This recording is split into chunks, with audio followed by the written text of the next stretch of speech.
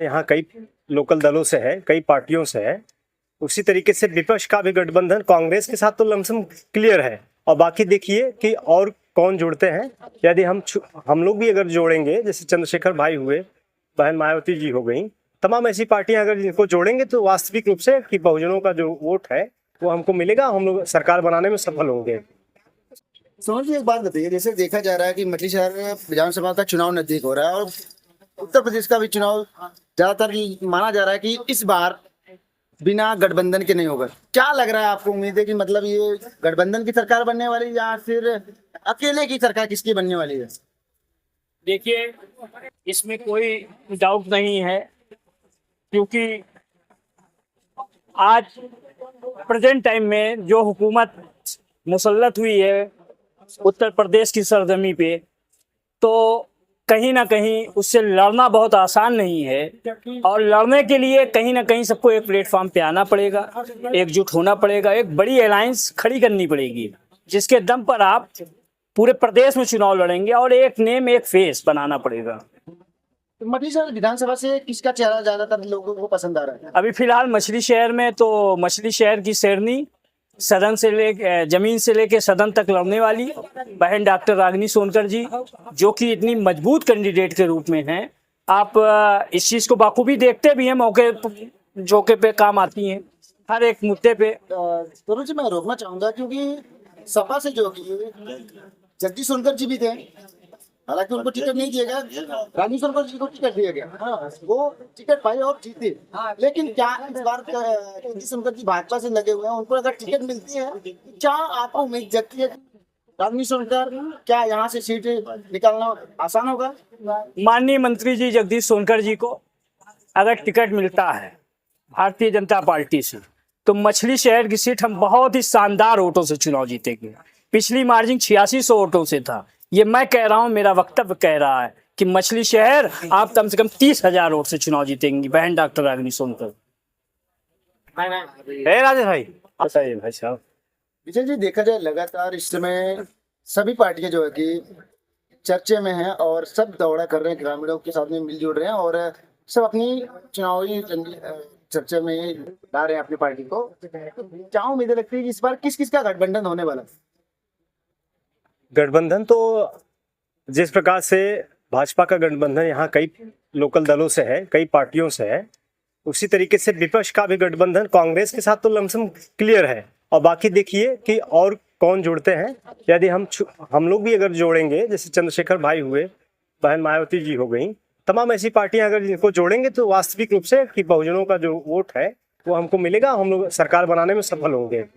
अच्छा, देखा जाए कि ज्यादातर जैसे कि रागिनी सोनकर जी यहाँ पर प्रेजेंट विधायक हैं और अभी वैसे जो चेहरा देखा जा रहा है तो कई पार्टी के लोग सभी जो यहाँ के जो दावेदार हैं, यहाँ पर अभी DK सरोज जी भी हैं, भाजपा से हैं, जगदीश सोनकर जी हैं और अभिषेक रावत हैं जो डॉक्टर साहब हैं, जगदीश सोनकर जी हैं। यहाँ पर अभी प्रेजेंट टाइम में देखा जाए तो आजाद समाज पार्टी के जिला अध्यक्ष जो कि SP मानव जी, वो भी लगातार अपने कार्य को दिखा रहे हैं और लोगों को साथ में जोड़ रहे हैं और गाँव चर्चाएं भी कर रहे हैं।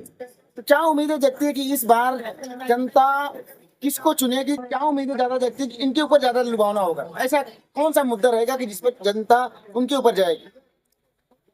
मछली शहर की राजनीति आप भी जानते हैं भाई। यहाँ ये जो है, ये जो सीट है मछली शहर विधानसभा की, ये संभावित रूप से आप समाजवादी पार्टी की सीट है। और इस बार जो 22 के इलेक्शन में माननीय राष्ट्रीय अध्यक्ष जी ने डॉक्टर रागिनी सोनकर जी को टिकट दिया था और वो मात्र 14 दिन में वो टिकट पाकर चुनाव जीती थी। और चुनाव जीतने के बाद उन्होंने जनता के लोकल मुद्दों को जिस तरीके से उठाए और विपक्ष के विधायक होने के बावजूद भी उन्होंने जितना काम कराया, शायद है कोई विधायक अब तक ऐसा काम कराया होगा। और ये धरती जो है, ये समाजवादियों का गढ़ है, बाबू ज्वाला प्रसाद यादव जी का गढ़ है, बाबू बिंद्रा प्रसाद यादव जी का गढ़ है। तो इसलिए हम कहेंगे कि इस बार तो जनता मूड बनाई है, जो वर्तमान सरकार है उससे खिलाफ है। आप देखिए, पेपर लीक के मामले हो, छात्रों के साथ बर्बरता हुई हो, राम मंदिर में चढ़ावा चोरी का मामला हो, पूरी तरीके से सरकार फेल है। किसी भी प्रकार का कोई जनता अभी यूरिया के लिए लोग लाइन लगाए हैं। यूरिया की, मैं किसानों की बात कर रहा हूँ, अभी यहीं देखिए मेरे सामने दो गाड़ी खड़ी थी, यहाँ कालाबाजारी हो रही थी। एक पिकअप से दूसरे पिकअप में यूरिया खाद जो है यहीं जो है लाद रहे थे, और किसान वहाँ लाइन में खड़ा है। तो किसान बहुत त्रस्त है वर्तमान सरकार से, नौजवान छात्र त्रस्त है। तो निश्चित रूप से बात मछली शहर की नहीं है, बात है इस बार पूरे उत्तर प्रदेश में बदलाव होने जा रहा है, और गठबंधन की सरकार, विपक्ष की सरकार इस बार बनने की उम्मीद है। माननीय राष्ट्रीय अध्यक्ष अखिलेश यादव जी मुख्यमंत्री बनना लगभग तय है। जी देखा जाए लगातार जो कि जंतर मंतर पर प्रोटेस्ट हो रहे थे, और प्रोटेस्ट के दौरान जहाँ पर देखा जाए कि बिमल जी को हाथ में चोटें लगती किसी बच्चे को बचाने के चक्कर में, वहीं देखा जाए तो चंद्रशेखर आजाद लगातार कई दिन धरने पे बैठे रहे, और जंतर मंतर का जो प्रोटेस्ट रहा उस पर छात्रों का जीत हुई, और वहां पर जो छात्र के साथ खड़े थे तो ज्यादातर देखा जाए किसके सपोर्ट में छात्र ज्यादा जाएंगे?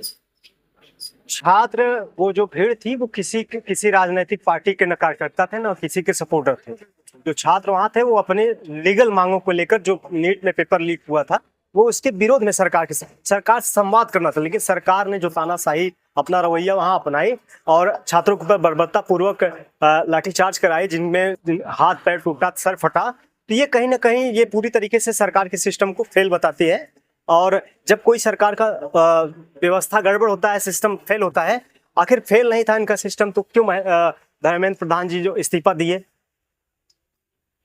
इस्तीफा तो हो गया, लेकिन क्या छात्र जब तक प्रोटेस्ट कर रहे थे तब तक इस्तीफा तो नहीं हुआ, लेकिन उसके बाद जब इस्तीफा होता है तो सर देखा जाए कि प्रधानमंत्री नरेंद्र मोदी जी लाइव आकर जनता से कहते हैं कि भाई हमको होगा, लेकिन इस बार मछली शहर विधानसभा में किस चीज की चर्चाएं ज्यादा रही? मछली शहर विधानसभा में चर्चाएं जिस हिसाब से सभी जाति वर्ग के लोग, लोकल विधायक जो वर्तमान के विधायक हैं रागिनी सोनकर जी के, अब इसलिए उनसे सब उनकी बातों से खुश रहते जो उन्होंने लोकल मुद्दा उठाया, चाहे रसोइयों का मुद्दा हो, चाहे आंगनबाड़ी की पेमेंट को बढ़ाने का हो, चाहे आशा कार्यकर्ताओं का हो। मतलब वो जो एक जनता का मुद्दा है, उस जनता के मुद्दे को वो विधानसभा जिस तरीके से उठाए वास्तव में काबिले तारीफ है। और जनता चाहती है कि वो पुनः दोबारा यहाँ से अच्छे मार्जिन से जीत कर जाएं, और यदि सरकार का गठन होता है तो उसमें उनको स्वास्थ्य मंत्रालय मिले, यही इस क्षेत्र की जनता ये चाहती है। विजय जी देखा जाए कि यहाँ पर एक आखिरी सवाल है, क्योंकि लगातार देखा जा रहा है कि यहाँ पर विधायक हैं महिला और सांसद भी महिला है। अभी आपने तिरंगा यात्रा के दौरान देखा होगा माधोपुर से जो तिरंगा यात्रा निकाला गया, पूरा कीचड़ में पूरे गांव के महिलाएं, बच्चे, जो छात्र थे, सभी को आना पड़ रहा है। आखिर ऐसा क्या कारण है कि जो कि हमारे विधायक जी या फिर सांसद जी, मैं उनके ऊपर ब्लेम नहीं लगा रहा हूँ, आखिर क्या कारण है कि जो कि उस पर किसी की नजर क्यों नहीं जा रही है? अब जो कीचड़ का मामला है, बधवा में जो दुर्गा मंदिर है, वहाँ हम लोग जब छोटे थे, एलकेजी में पढ़ते, तब से लेकर आज तक वहाँ पानी लगता है, वहाँ जमाव होता है, आज तक वो सही नहीं हुआ। पीडब्ल्यूडी के माध्यम जो उसमें पत्थर का वो बैठाया गया, अगर उसको 2 फीट ऊंचा करके और इंटरलॉकिंग बैठाए होते तो शायद वो नहीं होता। लेकिन इसके जिम्मेदार वहाँ के लोकल लोग हैं, क्योंकि बहुत सारे लोग अपने घर का गंदा पानी वहाँ बहाते हैं, और नाली जो है, नाली बना है, नाली की साफ सफाई नहीं होती, उस गांव में सफाई कर्मी नहीं आता। तो ये तो लोकल मुद्दे हैं, ये बहुत विधायक सांसद नहीं मतलब है, ये तो ग्राम प्रधान चाहे तो वो करा सकता है, और ये खुद जो लोकल लोग हैं उसकी जिम्मेदार मैं उनको मानता हूँ। तो साथियों, अभी आपने देखा कि बंधवा बाजार में हम बैठे हुए थे और यहाँ पर चाय पे चर्चा हुई।